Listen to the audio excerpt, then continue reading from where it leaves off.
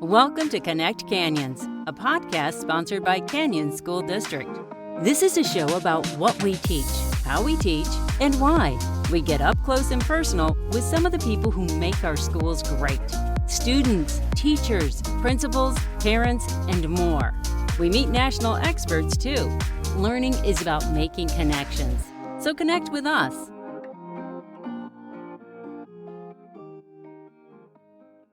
This week, we celebrate those members of our Canyons family who are retiring and starting the next chapter of their lives. We've heard many of their stories. Some always knew they wanted to work in education, others wound up teaching by chance, and still others simply wanted to try something new. As the saying goes, it takes a village to raise and teach thousands of children every year.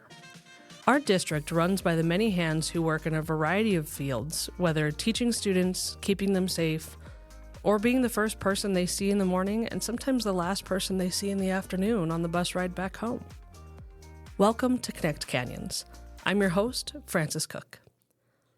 We wanted to highlight one of this year's retirees, who is not only one of the first employees to be hired by the newly created Canyons District, but has been a staple in ensuring every student is cared for, whether that's a hot meal, a new pair of shoes, or even a place to stay.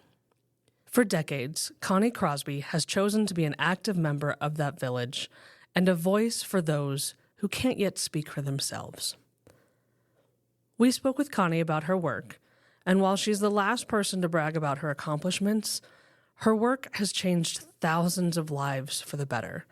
Many within the district even refer to her as Saint Connie.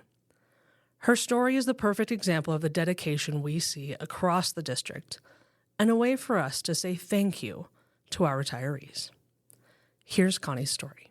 I was hired in April of 2009 to start the McKinney-Vento program for Canyon School District, and it's been an honor to do that. I've really enjoyed it. It was a lot of work starting a new program, but well worth it. Can you explain to me what the McKinney-Vento program is? Okay, so the McKinney-Vento program is federal law. It's been around since 1987. It says that each school district must have a liaison to help those children who experience homelessness, to be their liaison with the schools, with the courts, with housing, with many other resources, food, workforce services. So I liaison back and forth with those agencies. Gotten to know some wonderful people, been able to do that. Worked up to become, I'm on the board of directors for the road home. Enjoy that. Many opportunities to work with parents. I think my most successful thing, though, doing this is having the trust of the district, the board, the administrators, and most importantly, the trust of the parents that trust me with their kids every day to get them enrolled in school. It's a unique position to have, and it's very needed. But what was your passion? What drew you to working with homeless and working with these students? I grew up in, I guess what we'd call today a dysfunctional family. When I was a teenager, I left home.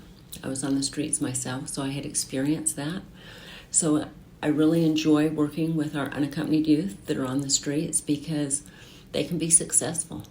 And helping them get scholarships, helping them with FAFSA, helping them get in college, or helping them find a career path. Someone helped me.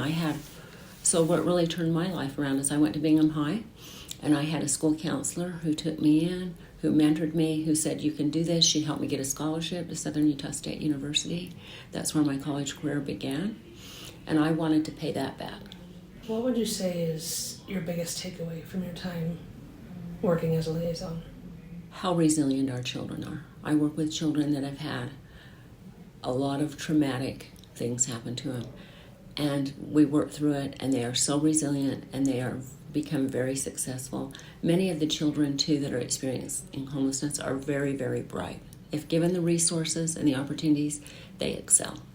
It's what seems to me like what can be a very challenging, very rewarding, but very challenging position to be in researching and watching some of the videos and reading some of the articles about the work that you've done. It's clear you're not in it for the paycheck. You're not in it for the pat on the back. Everyone already tells me you don't like the spotlight. No. What will you always remember Pamela Atkinson's been my mentor. I don't know if you're familiar with her. Yes, I have met her. Yeah, so she's been my mentor. And one time, years and years ago, probably over 25 years ago, her and I were in a meeting together, and I was really quiet and didn't say much. And then I pulled her aside after and said, this is what the children are thinking. And she told me right then, you need to stand up and be the voice for those children that don't have a voice. And that's kind of what's driven me, because by nature, if you asked around here, they'd tell you I'm pretty outspoken, but I'm really not. But when it comes to advocating for children, I'm outspoken with the legislature, with the district, with whoever will hear, so that our children can be successful. That's what it's about. As you're speaking, I can see your eyes lighting up when you talk about the kids. You do not seem the type of person to me who, when you retire, you're just going to go sit on a beach and take up crocheting. What are your plans once you retire? So I will remain on the Board of Trustees for the road home. I am going to do some advocacy with the legislature for our children. As you watched, our homeless funds were significantly cut by the legislature this year. I think that my goal is to continue to be a voice for those in need who perhaps aren't in a position to have their own voice. How do you want the families that you've worked with, your coworkers here, how do you want them to remember your time in education and your impact? I want them to know that they make a difference and that they're important. And they can succeed. I'll talk to parents and, I was just talking this morning to a mom who's been in prison, and she just got her daughter back at the road home, and she said, I've messed up my child's life. I know, because a police officer came in. This little girl just went to pieces because her recollection of a police officer's mom being arrested. Yeah. And I said, you know what? Your daughter's resilient, and so are you, and you can do this. And then I have another student that was practically raised at the road home with his mom. She's in and out. We've housed her. There's some mental health issues. They're back at the road home. Nobody knows that he's experiencing homelessness, has his whole life. He's getting a scholarship. He's an athlete. He's going to graduate. He's a straight A student. And I told him that's my payday. We want to thank Connie for sharing her story, and all of the retirees who sat down and spoke with us about their time working in education. They shared many memories, the things that they will carry with them. And the common theme in all of their stories was they wanted to be remembered as someone who cared. Thank you to all of our Canyons retirees for all of your years of dedication and hard work and compassion for our students. You will be missed. If there's a topic you would like to hear discussed on Connect Canyons, send us an email to communications@canyonsdistrict.org.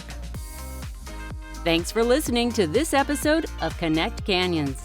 Connect with us on Twitter, Facebook, or Instagram @Canyons District, or on our website, canyonsdistrict.org.